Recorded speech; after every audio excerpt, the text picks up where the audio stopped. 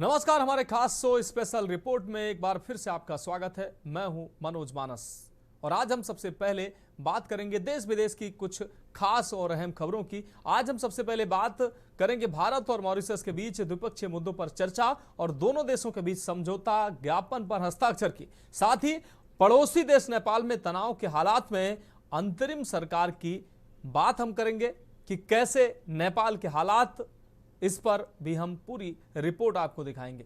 और चलते चलते बात रीवा में पूर्व विधानसभा अध्यक्ष श्रीयुत श्रीनिवास तिवारी की प्रतिमा लगाए जाने को लेकर छिड़े संग्राम की। तो चलिए अब चलते हैं खबरों के विस्तार में।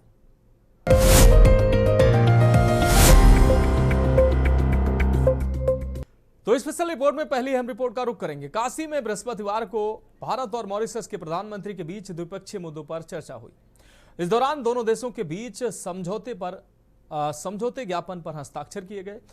इन ऐतिहासिक क्षणों के गवाह बने प्रधानमंत्री मोदी के संसदीय क्षेत्र के लोग। ये खास रिपोर्ट देखिए। भारत मॉरिशस के बीच समझौता। प्रधानमंत्री नरेंद्र मोदी ने मॉरिशस के प्रधानमंत्री डॉक्टर नवीन चंद्र रामगुलाम के साथ प्रतिनिधिमंडल स्तर की वार्ता कर संबंधों को मजबूती दी। इस दौरान कई मुद्दों पर चर्चा हुई। प्रधानमंत्री मोदी ने मॉरिशस के प्रधानमंत्री नवीन चंद्र रामगुलाम को चागोस समझौता संपन्न होने पर बधाई दी। वहीं मॉरिशस के प्रधानमंत्री ने काशी में भव्य स्वागत के लिए प्रधानमंत्री नरेंद्र मोदी का धन्यवाद किया। प्रधानमंत्री नरेंद्र मोदी ने कहा कि प्राचीन काल से काशी भारत की सभ्यता और सांस्कृतिक आत्मा का प्रतीक रही है। हमारी संस्कृति और संस्कार सदियों पहले भारत से मॉरिशस पहुंचे और वहां की जीवन पद्धति में रच बस गए। काशी में मां गंगा की अविरल धारा की तरह भारतीय संस्कृति का अविरल प्रवाह मॉरिशस को समृद्ध करता रहा है। प्रधानमंत्री नरेंद्र मोदी ने कहा कि हमने द्विपक्षीय सहयोग की सभी पहलुओं की विस्तृत समीक्षा की है, क्षेत्रीय और वैश्विक मुद्दों पर विचार साझा किए हैं। मैं मॉरिशस के प्रधानमंत्री नवीन चंद्र रामगुलाम को चागोस समझौता संपन्न होने पर बधाई देता हूँ। प्रधानमंत्री नरेंद्र मोदी ने कहा कि यह मॉरिशस की संप्रभुता की एक ऐतिहासिक जीत है। भारत ने हमेशा उपनिवेशवाद और मॉरिशस की संप्रभुता की पूर्ण मान्यता का समर्थन किया है और इसमें भारत और मॉरिशस के साथ दृढ़ता से साथ खड़ा रहा है। गर्व का विषय है कि मुझे अपने संसदीय क्षेत्र में आपका स्वागत करने का अवसर मिल रहा है। चिरकाल से काशी भारत की सभ्यता और सांस्कृतिक आत्मा का प्रतीक रही है।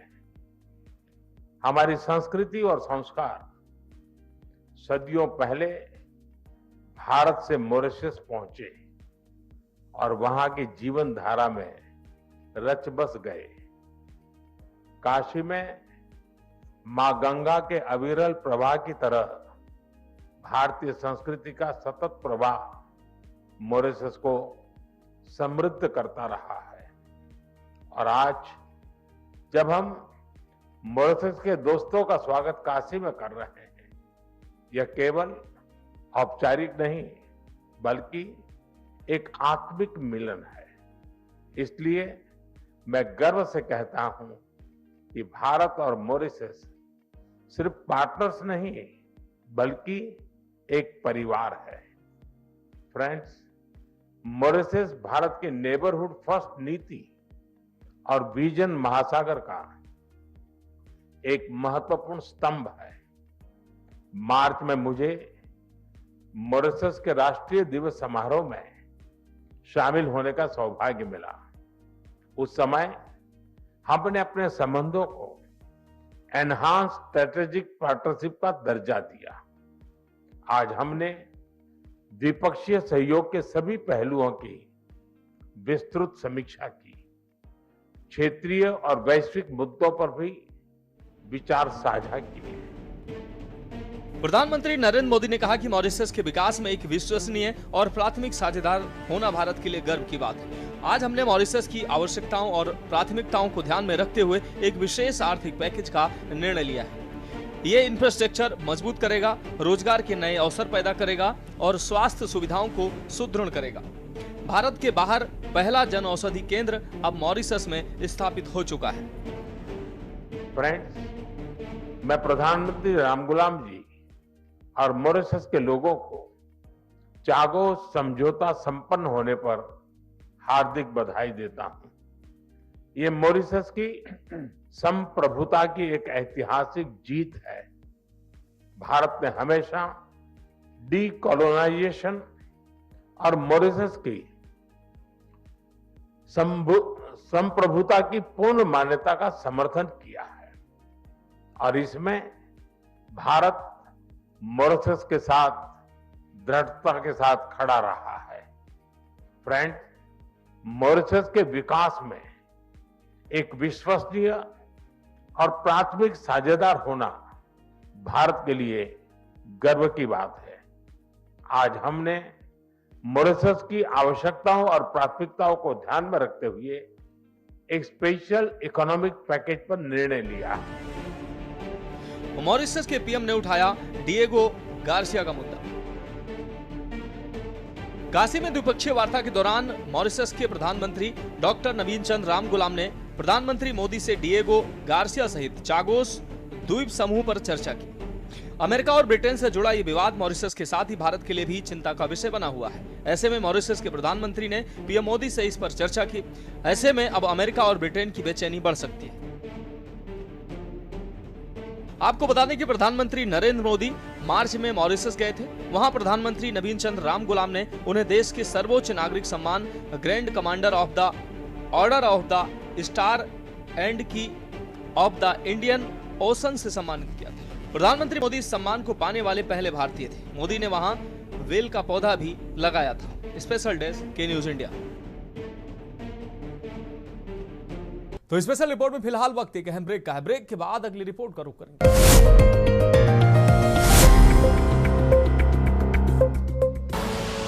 आप देख रहे हैं के न्यूज, खबरों का सारथी। केसरिया से मन जोगी हुआ रे, दिल झूमे देखो मतवारा हुआ रे। केसरिया से मन जोगी हुआ। हर पल मनाओ केसरी त्योहार। विमल, बोलो जुबां केसरी।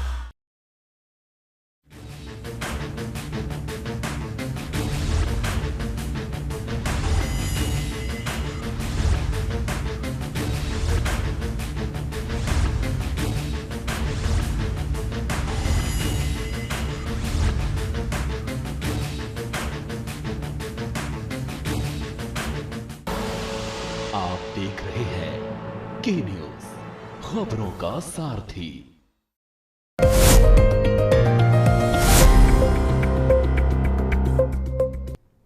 तो स्पेशल रिपोर्ट में बात अगली रिपोर्ट की करेंगे।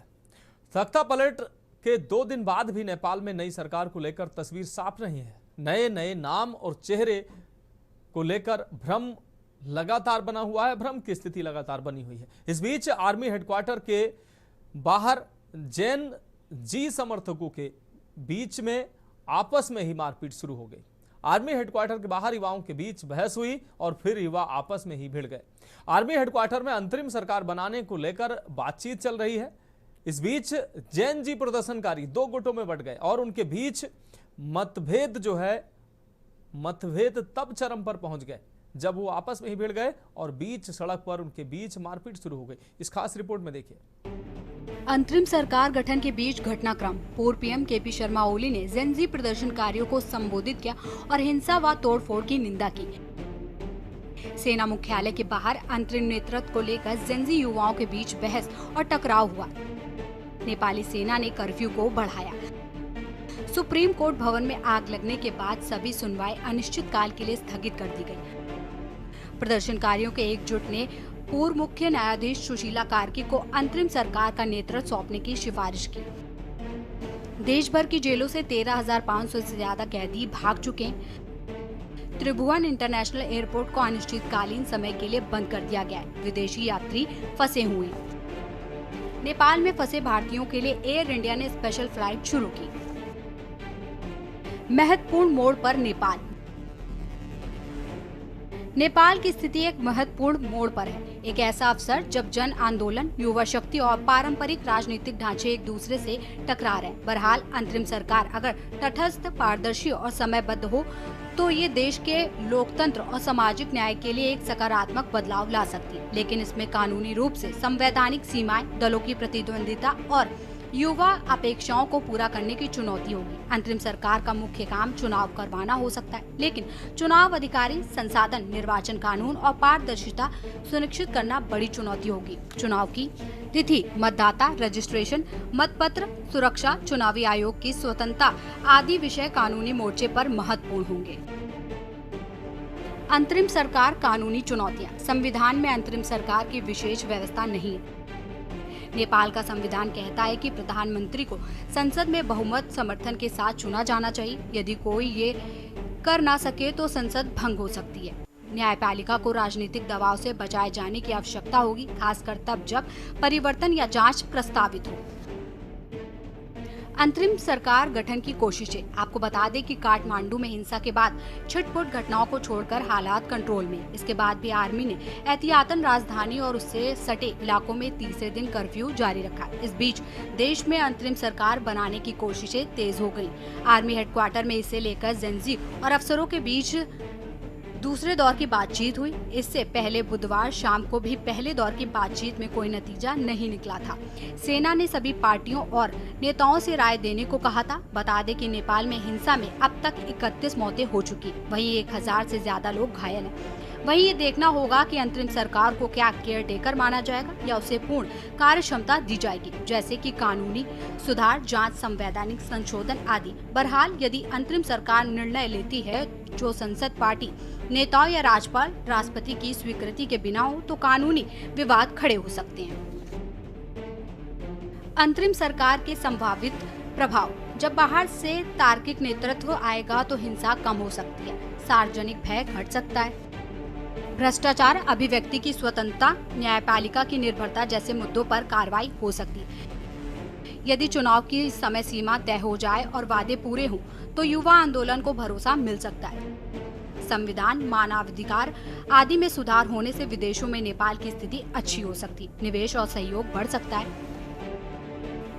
पारंपरिक दल इसे स्वीकार नहीं कर सकते या सीमित भूमिका मिलने पर असंतुष्ट होंगे।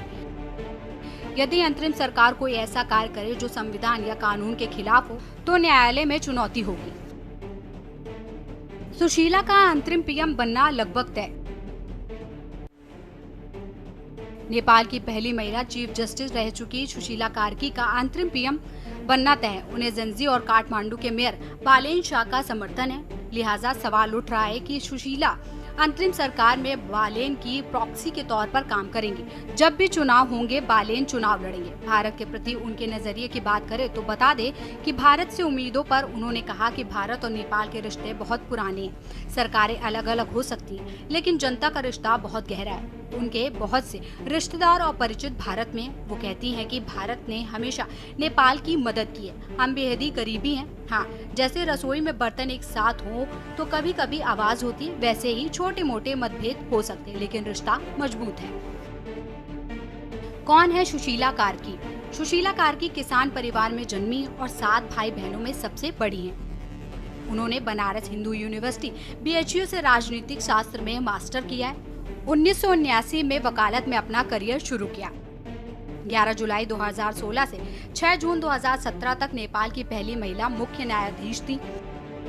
2017 में उनके खिलाफ महाभियोग लाया गया था। सुशीला कार्की का पूर्वाग्रह और कार्यपालिका में हस्तक्षेप का आरोप लगा था।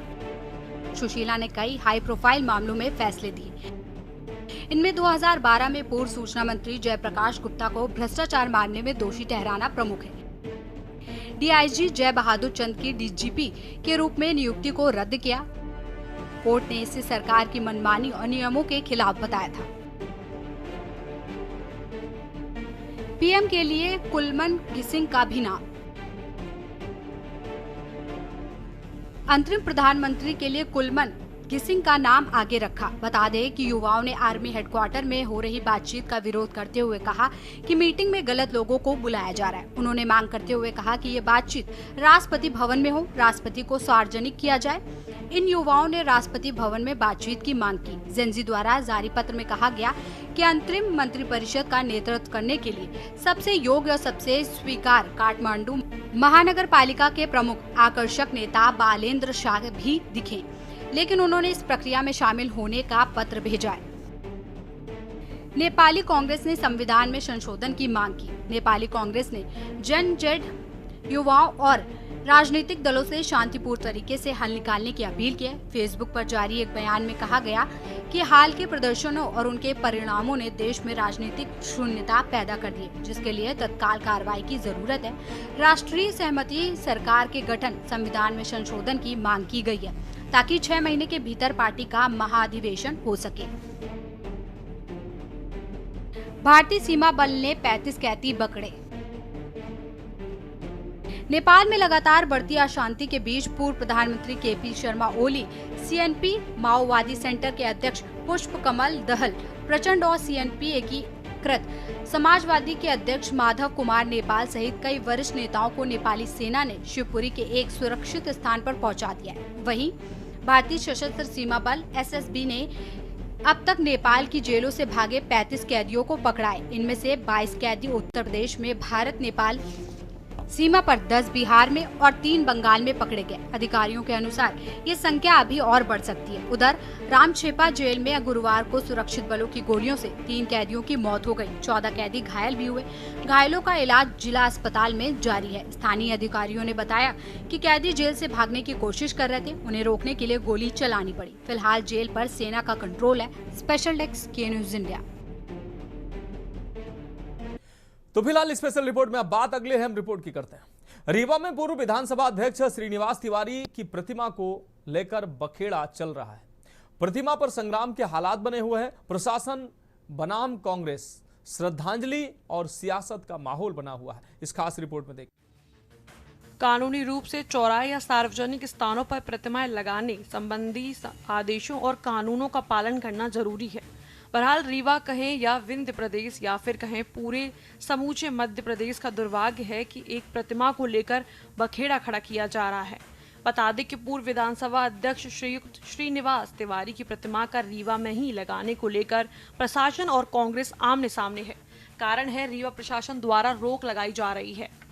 फिलहाल इसे अंदर खाने सियासी खड़गे बाजी माना जा रहा है। आपको बता दें कि पुलिस प्रशासन कुछ भी बताने से कतरा रहा है। सिर्फ ये कह रहा है कि जमीन पुलिस लाइन की है, यह प्रतिमा नहीं लगाई जा सकती, जबकि प्रतिमा का स्थान पहले से निर्धारित हो चुका था। बता दें कि मेयर इन काउंसलिंग नगर निगम परिषद द्वारा प्रस्ताव पारित कर स्वर्गीय महाराज मार्तंड सिंह जुदेव और श्रीनिवास तिवारी उर्फ दादा की प्रतिमाओं के निर्माण और अनावरण का ऐतिहासिक निर्णय लिया गया था। इसी संकल्प के तहत निगम द्वारा टेंडर प्रक्रिया संपन्न की गई, स्थल चयन किया गया और गुड़ मुख्य मार्ग स्थित पुलिस पेट्रोल पंप के सामने श्रीनिवास तिवारी की प्रतिमा लगाने का निर्णय लिया गया। बताया जा रहा है कि इसके लिए निगम द्वारा 1.5 माह पूर्व ही कलेक्ट्रेट रीवा और एसपी रीवा को अनापत्ति पत्र प्रेषित किया गया, लेकिन आज तक कोई जवाब नहीं दिया गया। देखिए, बिंद शिरोमणि पंडित श्री श्रीनिवास तिवारी जी के प्रतिमा लगाने का संकल्प सर्वसम्मति से 31 मार्च 2018 को परिषद में हुआ। इसके बाद उनकी निविदा नहीं कराई गई। 2022 में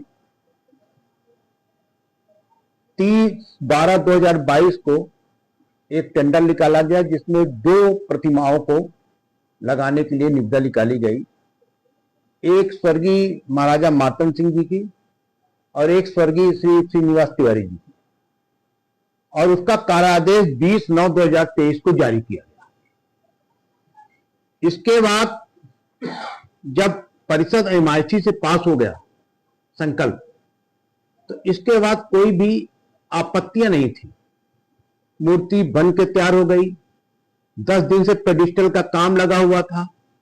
यह था कि 17 सितंबर को दादा का जन्म शताब्दी समारोह मनाया जाएगा, उसी दिन उसका लोकार्पण होगा। आज सवेरे जब वहां पर संविदाकार जो जिनको पेडिस्टल का भी काम था, वो काम करने गए तो वहां पर काम रुकवा दिया गया। भारी पुलिस बल खड़ा था राइफल लेकर। ऐसा लग रहा था कि जैसे कि चीन और हिंदुस्तान के बॉर्डर में खड़े हों। आपको बता दें कि इस पूरे मामले में अचानक नियम कायदों का हवाला देकर अवरोध खड़ा करने को लेकर आम लोगों के बीच चर्चा है कि ये प्रशासन की संकीर्ण मानसिकता और जनभावनाओं के प्रति अनादर है। वहीं जब 17 सितंबर को पंडित श्रीनिवास तिवारी की 100वीं जन्म शताब्दी समारोह के अवसर पर उनकी मूर्ति स्थापित करने की बात आई तो पुलिस महकमा उसमें हस्तक्षेप करने लगा। वहीं आपको बता दें कि रीवा विधानसभा सीट से विधायक राजेंद्र शुक्ला उप मुख्यमंत्री हैं, जो अपने आप को बड़ा ब्राह्मण नेता कहते हैं, फिर भी एक बड़े ब्राह्मण नेता की प्रतिमा लगाने को लेकर बखेड़ा सियासत की ओर इशारा करता है। हम लोगों का प्रतिमा लगाने का उद्देश्य सिर्फ ये था कि आने वाले जो जनरेशन है वो उनके बारे में जाने कि पंडित श्रीनिवास तिवारी क्या थे, उनके द्वारा किस तरह के कार्य किए गए और उन्होंने कितनी लोगों की मदद की, ये भावी पीढ़ी न भूलने पाए, इस उद्देश्य से हम लोग लगा रहे थे। उनका 100 वर्ष का जन्म शताब्दी मनाया जा रहा था कांग्रेस पार्टी की तरफ से, पर षड्यंत्रकारियों ने इस कार्य को में व्यवधान पैदा किया। इसके पीछे महापौर जी किन लोगों का हाथ है? मूर्ति स्थापित नहीं होना देना चाहते, क्या लगता है किस तबके के लोग चाह रहे हैं कि मूर्ति स्थापित ना हो? अब देखिए, ये तो अभी बता पाना हमारे लिए मुश्किल है, ये तो प्रशासन बताएगा कि किसके कारण रोका गया है। और वर्तमान में जो हमारे कमिश्नर हैं, प्रभारी कलेक्टर हैं, उनसे भी बात हुई, जो एडिशनल एसपी हैं प्रभार में, उनसे भी बात हुई। हमने कहा देखिए ऐसा है कि वहां पर कोई ऐसे विवादित जगह नहीं है, एनएच से एनओसी मिली हुई है, एसएफ चौराहा में मूर्ति लगाना है, लिखा हुआ है गुण मार्ग एसएफ चौराहे में मूर्ति लगेगी। ये परिषद से निर्णय है, परिषद से बढ़ के कुछ भी नहीं होता। पर ये काम को रोककर जनभावना ऐसी पैदा की जा रही है कि एक महापुरुष की प्रतिमा न लगे जिसने अपनी पूरी जिंदगी लोगों के सेवा में बिता दिया हो। 1952 का जो पहला चुनाव हुआ विंध्य प्रदेश जब था, तब वो विधायक। तो अगर ऐसे महापुरुषों की प्रतिमा में अवरोध पैदा किया जा रहा है तो ये बहुत गलत बात है। देश प्रदेश और समाज की सेवा करने वाली किसी भी शख्सियत को सम्मान मिलना ही चाहिए। अगर इस तरह के मामलों में राजनीति की जाए तो जाहिर तौर पर उस शख्सियत का अपमान होगा। स्पेशल डेस्क के न्यूज इंडिया। तो स्पेशल रिपोर्ट में फिलहाल आज के लिए मेरे साथ इतना ही। मुझे दीजिए इजाजत और आप देखते रहिए के न्यूज इंडिया।